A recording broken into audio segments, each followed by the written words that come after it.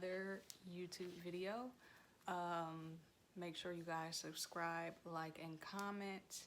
And this video is going to be about my transition from San Diego to Cleveland. A lot of people have been requesting it because a lot of people are interested in moving to San Diego or California, period.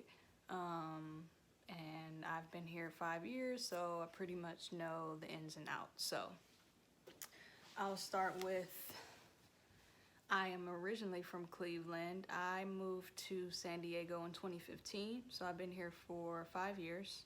I moved here with my husband, Terrence. He's from San Diego. I'm from Cleveland. We were dating. We moved here. Yeah. So, off of that, I've always wanted to come to San Diego ever since my uncle's been out here. So I feel like with or without Terrence, I was going to be in San Diego regardless. That's something I used to always say when I was in middle school, high school. I just always wanted to come to San Diego just because it's beautiful, the weather's nice year round. So I always knew I was going to end up here regardless. I am currently transitioning back to Cleveland. Not sure when yet, but pretty soon. I'm transitioning back. Some of you may know I just had a baby. My whole family's there. I only have 2 cousins in San Diego, and my uncle, he went back to Cleveland too. He used to be here. He went back to Cleveland, and yes, so I'm transitioning back to Cleveland, and just because I have more help there, I'll tell you guys more about just the San Diego culture later once I get more into it, but I have more help in Cleveland. Housing is cheaper. I feel like I can do more things that I want to do in my life right now, like open up certain businesses right now. I feel like I can do that in Cleveland right now versus San Diego. So San Diego, great place to live, great weather, everything. It's always something to do here. There's beaches, there's concerts, there's festivals. Coachella's an hour and a half away, 2 hours away. LA is 3 hours away. What else is here? We have Universal here. That's up in LA. We have Six Flags here. That's up in LA. Like, everything's here. So there's always something to do. Mind you, I moved out to San Diego when I was 22 years old. So I was young. I had no plans on having kids, no plans on immediately buying a house, no plans on immediately coming to rent. I really just wanted to come out here to work and to just kind of enjoy my 20s a little bit. So I moved out here when I was 22. I'm 27 right now. I'm about to turn 28. So the mindset is different. So originally when I moved out here, I thankfully moved in with my in-laws to save up some money. And me and my husband Terrence, we did literally every festival under the sun. We went to Coachella 4 times. We went to Rolling Loud 4 or 3 times. We did Day in Vegas last year.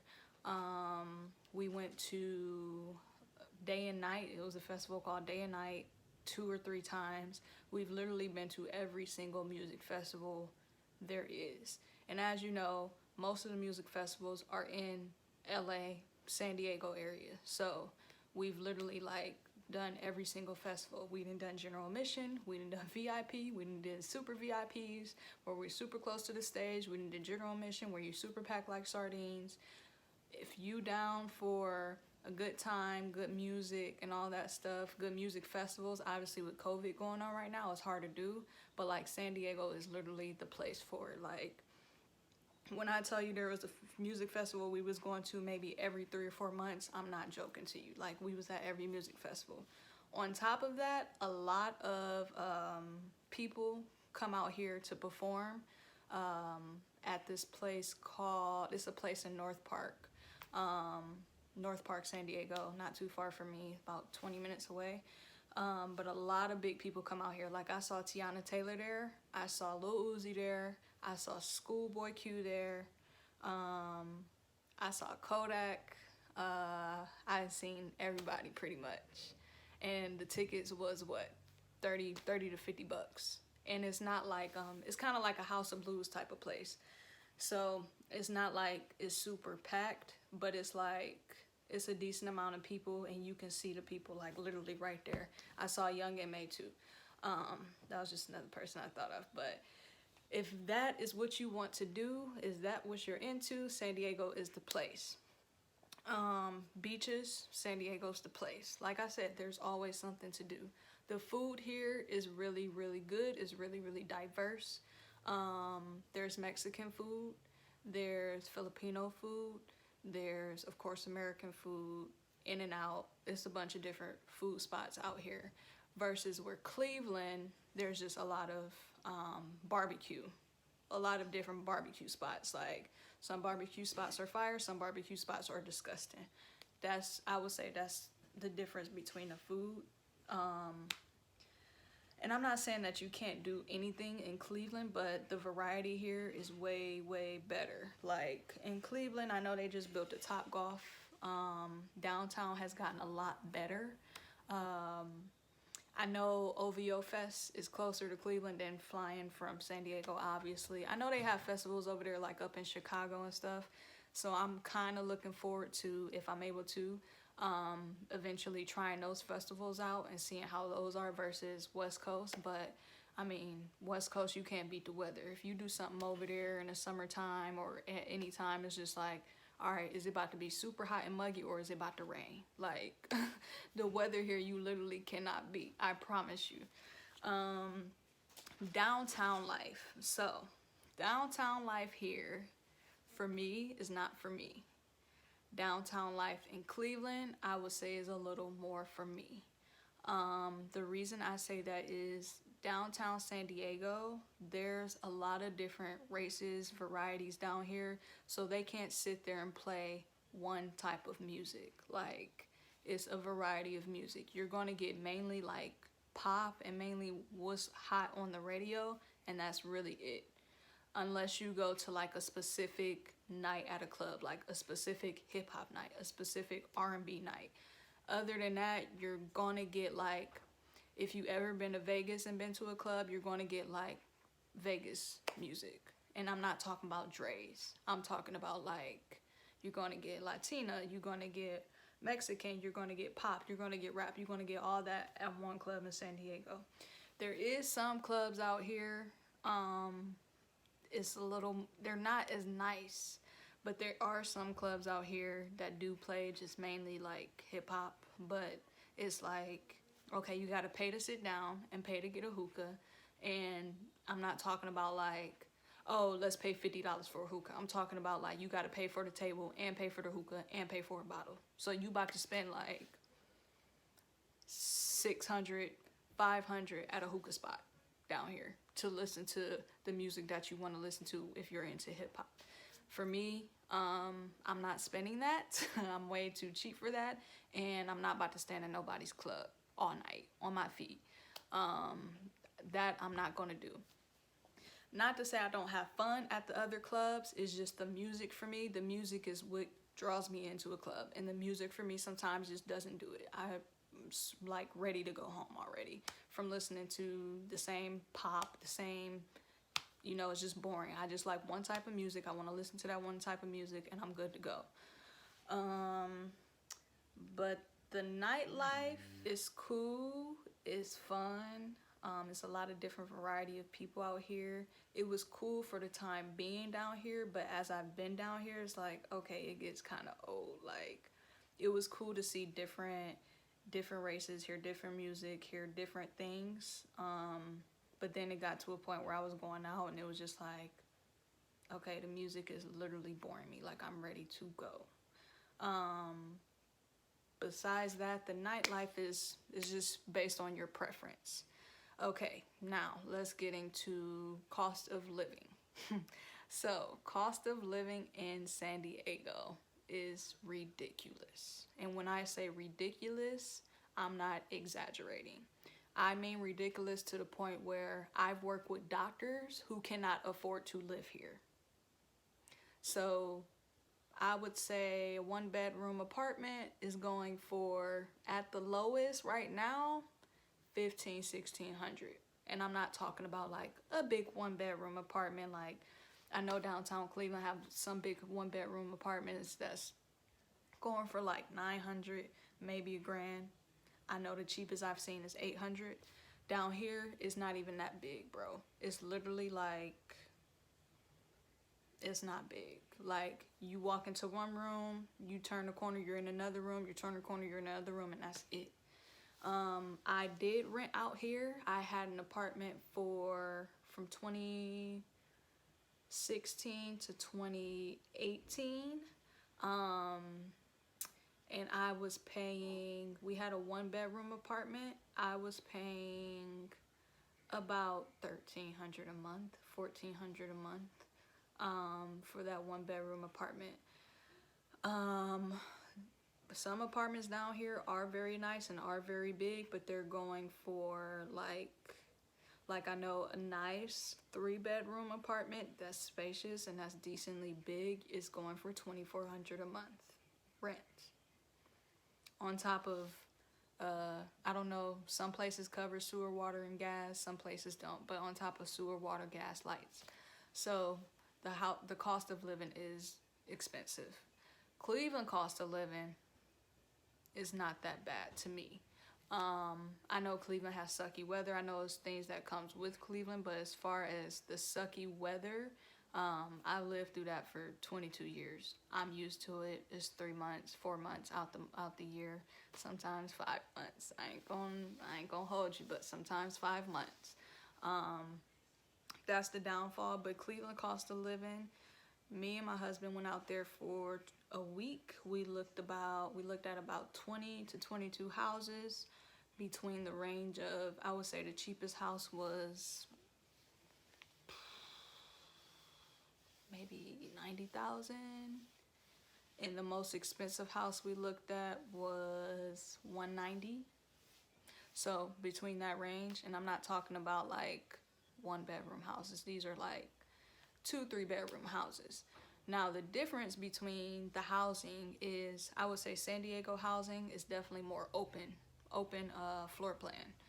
In Cleveland, you get a nice little, you can get a cute little bungalow. Like, I grew up in a bungalow, but literally it's like so many walls. So like the house I grew up in, there is like, okay, it's like the kitchen, a wall, and then the living room. And then you walk down the hallway, it's a bedroom. You come out of the bedroom, the little hallway, it's a bathroom. You go back, it's another bedroom, and upstairs. It's just like a lot of walls. It's not open space. I'm not saying nothing's wrong with it. In Cleveland, there's definitely a lot of walls to make your house look smaller. Fortunately, me and my husband did find a house in Cleveland that we bought. We found a 5-bedroom, 2.5 bathroom, and we bought the house for, I'm not telling y'all, but it's a decent price. When I tell y'all my house has so much room, it's so much space in my house. Like, it's so much space, and it's an open floor plan. That's what drew me to that house, because it's not a typical Cleveland house. One thing that I know a lot of people in Cleveland are big on, especially men, is basements, and my house don't have a basement. My house has a downstairs and a upstairs, so it's a split level house. And honestly, because I lived in San Diego and nobody really has basements out here, I'm used to it. So that really, in the beginning, it was a factor for me, but once I like fell in love with the house, it's like, okay, it's not a factor for me. The house is so much room. And I know a lot of people are like, why did you get a house that big? That's too many rooms. I have a husband, I have a kid, and myself. Along with, I have, you know, a grandmother, a mom, a dad. His family is 5 people, so if people wanted to come in from out of town, I want to have room for people to stay. You never know people's situations, you never know people's circumstances. I just want to have the room just in case, because growing up, yeah, we had people that we took in, but at the same time, it was like, okay, it's kind of crowded. Like, I don't want that to be the case if we ever got to a point where somebody need to stay with us for a little bit and you just feel like you don't have your own space. And plus, I'm a person, I like space. I'm a small person, but I like my space. Even living in my apartment, it was really, really small. Even though it was me and Terrence, for me, it was small, but I settled for it because I wanted my own spot. And I just wanted to see how it was living on my own. Like, how can I make ends meet? I would tell you the job market out here is super, super competitive. If you're not licensed for anything, like if you're not a nurse, if you're not a doctor, if you're not a lawyer, if you're not a med tech or something like that, if you're not licensed for anything or don't have a lot of experience, the job market is hard. Like, they don't care about if you have a master's or not. I went on so many job interviews when I first got out here, like so many, and so many places turned me down because I didn't have experience. Mind you, I'm fresh out of college and I just wanted to do something that I wanted to do. The only job that I would say I was close to getting that I really, really liked and I think I would have enjoyed was I was going to work at a physical therapy spot, giving people treatment, putting stem on people, helping people rehab. It was between me and another girl, and I was so close. But they chose the other girl just because, I don't know why, they just chose the other girl. But the guy, he did pass along my resume to some other people and I got calls from other jobs, but I wasn't feeling the vibe at them. So I did get hired. I don't want to go into details about where I work. I do work in outpatient mental health.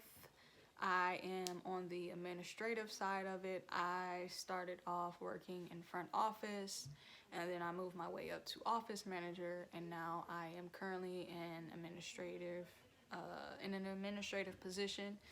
The job pay, it can vary. For mental health, California is the lowest paying state for mental health with the highest amount of mental health workers. So I feel like that's very, very backwards. Me, put it this way, I had to ask for every single raise that I've gotten. They do like to try to lowball you out here at some places. And some places they will start to pay off good. It just kind of depends on where you work. But I will say the job market is very, very competitive out here. The demographics is more of a variety of demographics. So you have Filipino, you have Mexicans, you have black people, you have white people. You have so much of a variety of people that you're competing with. And all these, and let me tell you, San Diego is a melting pot. So all these people are not from San Diego. These people done got experience from wherever they done came from.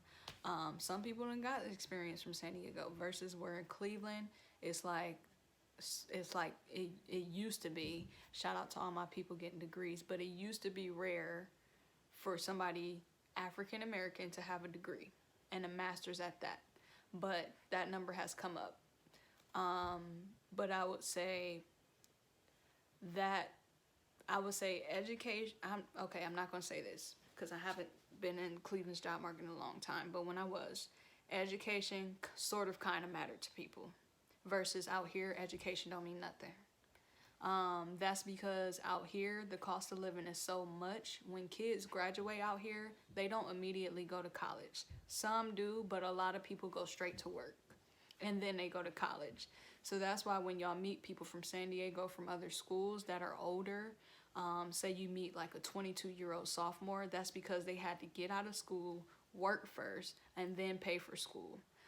It's not like on the East Coast where tradition is you graduate high school and then you go to college. That's not a thing out here for real. Community colleges are a big thing out here. So I had a few questions that I got on my Instagram from people. One person asked about the cost of living of San Diego versus Cleveland. Like I said earlier, the cost of living for San Diego is way, way more versus Cleveland, where it's not that less. But then again, depending on the job, it may equal out. The amount of what you're getting paid may equal out to what you're paying for housing out there, and the amount of pay out here may equal to the amount of housing out here. It just kind of depends. Another question I got is the vibes on San Diego versus Cleveland. So like I said, the vibes out here, it is real chill. There's a lot to do when you go out. People pretty much mind their business for the most part. It's okay. The vibes are okay to me. I think because I'm used to it and I've been here so long, I'm like over it, but it's okay. The vibes in Cleveland for me is a little bit more better. I'm around people who look like me. I feel like sometimes in San Diego, you go to some places like La Jolla, and instead you walking around with your dog and you just out there chilling, some people may just look at you like, I have never seen you around here. And that's just what it is. Like, some people do look at you weird in certain places that you go because they be like, I know you're not from around here, pretty much. They don't say anything, but they definitely stare a lot. That's definitely a thing out here. They be staring a lot.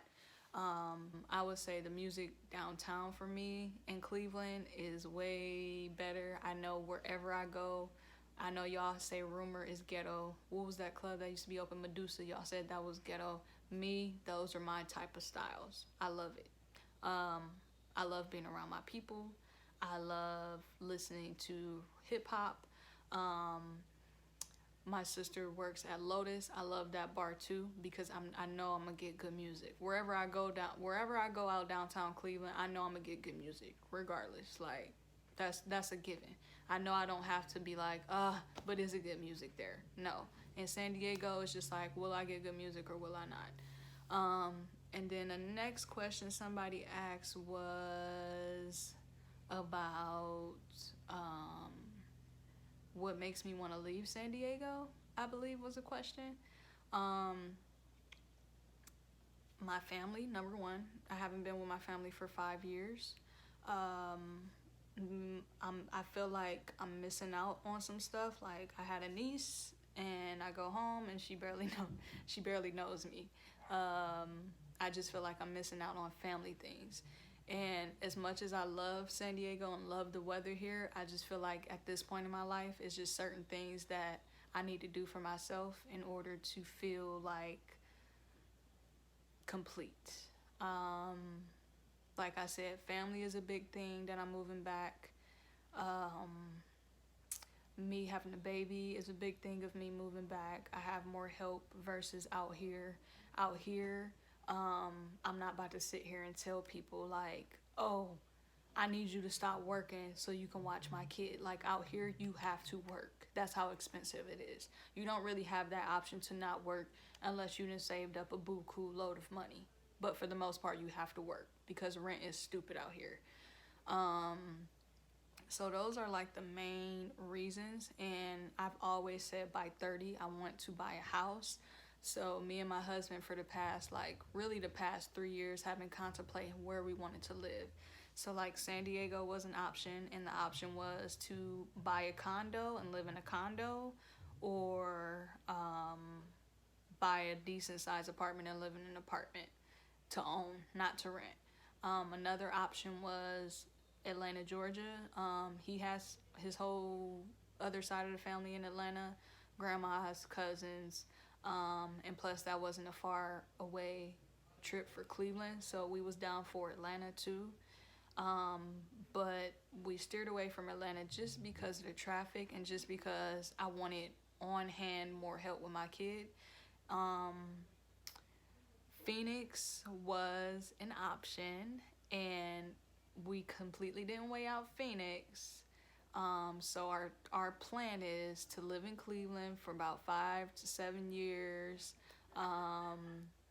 We own our house, make some money, try to do some things that we wanted to do there, and then eventually we would like to transition to Phoenix, Arizona completely. just because I don't want my kid growing up in Cleveland. I grew up there. I know what comes with Cleveland. Phoenix, I feel like there's more opportunity for kids. I feel like there's more variety. I want my kid kind of to grow up around, a variety of kids so he knows what to expect once he gets older. And the weather. I mean, Phoenix weather is hot. I don't mind it. And in the winter it gets cold, but it's not cold for like 4 or 5 months. It's cold for like 2 or 3 months. 2 months for the most part, and it don't snow. So Phoenix is like where I want to eventually live forever. So that's our plan. We're gonna see how it works out. And yeah, that's pretty much the video on my transition. If you guys have more questions about San Diego, I know a couple people hit me in my inbox on Instagram about wanting to move to San Diego. All down for it if you're down for it. Like I said, great weather, always something to do. Just the job market is a little bit tough. Cost of living is crazy expensive, and gas out here is a lot. I think the most I paid for gas out here is almost $5. Yeah, that's when I first came out here. Now it went down a lot. It's now at like $3, but it's just expensive. It's an expense. Like I said, I personally work with doctors who cannot afford to buy a house, and they make a lot of money. So just to put things in perspective. But I am excited about my transition back. I'm excited to be around my people. I'm excited to be around family. I'm also going to be excited to take my little breaks and come back to San Diego with Terrence's family. I feel like I outgrew San Diego. I'm ready to be back. I'm ready to reconnect with a lot of my friends who had kids that I missed out on, like close friends. Yeah, I'm just ready to be back. And like I said, if you guys have questions, definitely send me something on Instagram, something on Snapchat, wherever you feel comfortable. But don't forget to like, subscribe, and comment below. And I will hit you guys back with another video. I hope you liked this video. I hope I answered y'all questions. I hope I gave y'all a perspective of both cities. But yeah.